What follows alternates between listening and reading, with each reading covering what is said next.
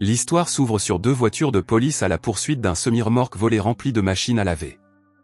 En réalité, le camion sert de couverture à un trafic de drogue. L'une des criminelles, Mia, conduit pendant que Charlie, son petit ami, lui donne des indications. La police les poursuit sans relâche dans les rues de la ville, provoquant le chaos et de nombreux accidents. Cela oblige les criminels, Wa et Jimmy, à jeter une machine à laver par l'arrière pour les ralentir. L'un des officiers, Cortez, est gravement blessé. Vincent, le chef des stupéfiants, est furieux. Pendant ce temps, Walker, un détective troublé et meurtrier, se remémore le moment exact où sa vie s'est effondrée. Il y a 2 ans, il était un flic corrompu qui dirigeait la division des stupéfiants tout en volant et en vendant de la drogue avec 4 de ses collègues. Tout a changé lorsque Walker a accidentellement blessé un agent infiltré qui est décédé par la suite. Accablé de culpabilité, il a démissionné de la division des stupéfiants et, 1 an plus tard, il s'est éloigné de sa famille et de sa fille. Il espère toujours offrir un cadeau de Noël à sa fille. Pendant son service, il achète donc des jouets pour elle. Walker appelle son ex-femme pour l'informer qu'il vient offrir un cadeau à sa fille. Frustrée, elle lui dit qu'un cadeau ne suffira pas à tout rattraper et lui explique qu'elle est en retard dans le paiement de ses factures. Walker lui propose de l'aider, mais elle s'énerve et refuse son argent sale. De l'autre côté de la ville, Wa accuse Charlie d'être responsable de leur situation. Il dit qu'il n'a accepté que de voler le camion, pas d'être impliqué dans un éventuel meurtre de flic. Il rappelle à Wa que ce travail avait pour but de rembourser la dette de Mia à un chef de gang chinois. Charlie et Mia, avec la drogue volée dans le camion, rencontrent Xing, le bras droit de Soa, qui les conduit dans un sous-sol sous un restaurant. Ils remettent la drogue à Soa. Quelques instants plus tard, un camion s'arrête à l'extérieur. Xing reçoit un message et repart brusquement. Jimmy remarque également la voiture et tente d'avertir Mia. C'est alors que l'on entend un coup de feu. Sur les lieux du crime, Walker et Ellie apprennent que les suspects ont emprunté la cage d'escalier et sont entrés dans un restaurant, avant de s'enfuir en voiture. Walker examine les traces macabres, imaginant le chaos de la fusillade. Il revient à la réalité lorsqu'un officier annonce que Cortez a été hospitalisé. C'est une nouvelle pour Walker, car personne ne l'en avait informé. Peu après, Ellie montre à Walker les images de vidéosurveillance des suspects, Charlie et Mia. Le détective zoome sur les images et voit Mia tenir une arme, mais Walker remarque qu'il n'y a pas de douille sur les lieux. Au vu des blessures, il conclut que ce sont des fusils d'assaut qui ont été utilisés et non des armes de poing. Walker demande à Ellie de vérifier toutes les unités de soins intensifs de la région, car Charlie ou Mia pourraient être blessés. Plus tard, Walker rend visite à Laurence Beaumont.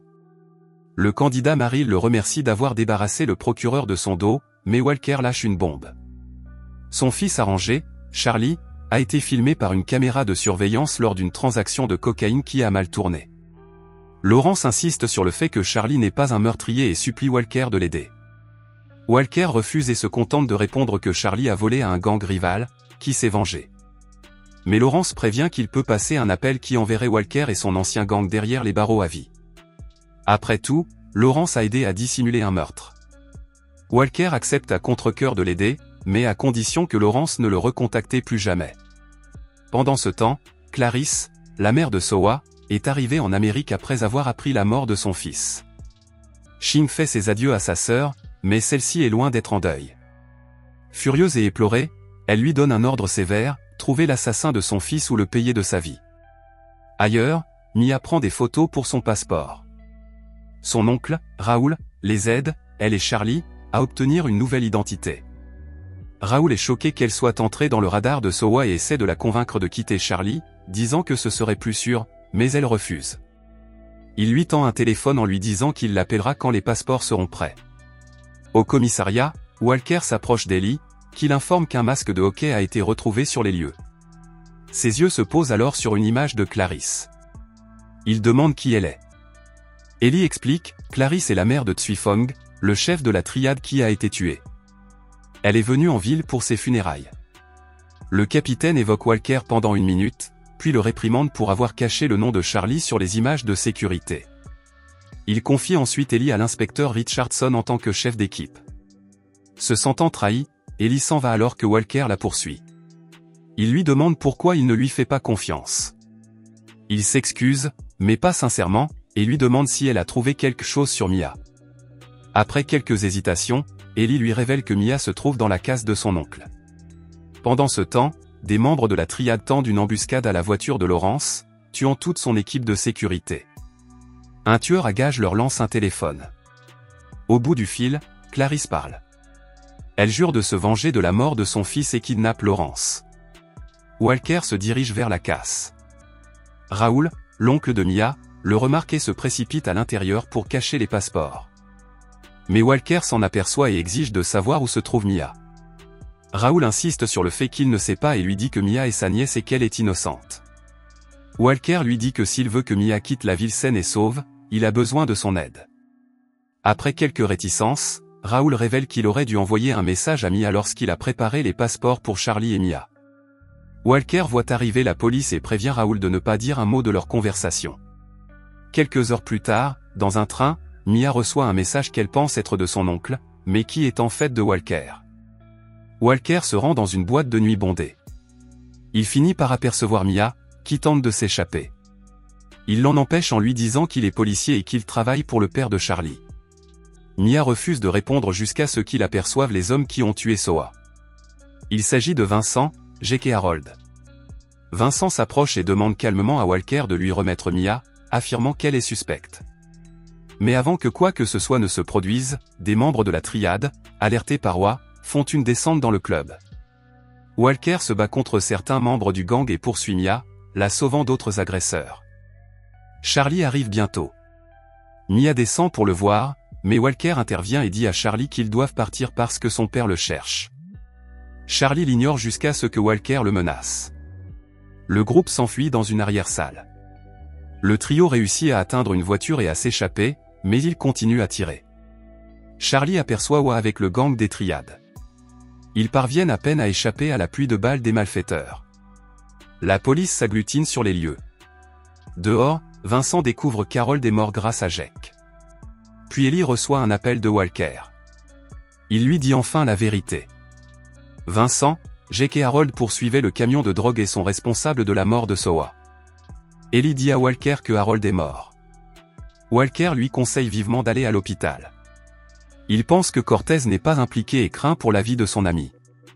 Ellie hésite, mais Walker lui dit qu'il lui fait maintenant confiance et qu'il pense qu'elle peut s'en sortir. Prêt à régler tous les problèmes une fois pour toutes, il tue Cortez.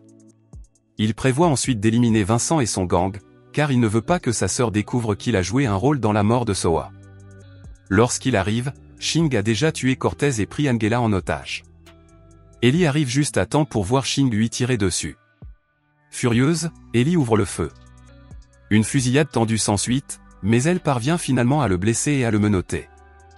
Pendant ce temps, Walker, Charlie et Mia atteignent la cabane isolée de Walker au bord du lac. Quelques instants plus tard, l'homme appelle Lawrence et lui dit qu'il lui a envoyé l'endroit où lui et son fils se trouvent, mais à son insu, Clarice a le téléphone de Lawrence. Walker ne reçoit aucune réponse et un frisson lui parcourt l'échine. Il réalise trop tard qu'il a compromis leur position. De nouveau en mouvement, Ellie attire Vincent et Jake en prétendant que Shing a un marché à leur proposer, de l'argent contre de la drogue. Ellie capture Jake et Vincent. À la cabane, Walker, conscient de l'assaut inévitable, se prépare en enfilant un gilet pare-balles et en s'armant de fusil. Quelques instants plus tard, les balles pleuvent. Un combat brutal et riche en adrénaline s'engage alors que les membres de la triade prennent d'assaut la propriété. Pendant ce temps, Charlie et Mia sont capturés par la triade. Lawrence et Clarice arrivent. Clarice, froide et posée, dit à Lawrence que son fils lui a enlevé la seule chose qu'elle ait jamais aimée. À ce moment-là, Ellie fait irruption et, en cantonais, révèle que Clarice s'est trompée d'homme. C'est Shing qui est derrière tout cela. Shing, impénitent, admet la vérité.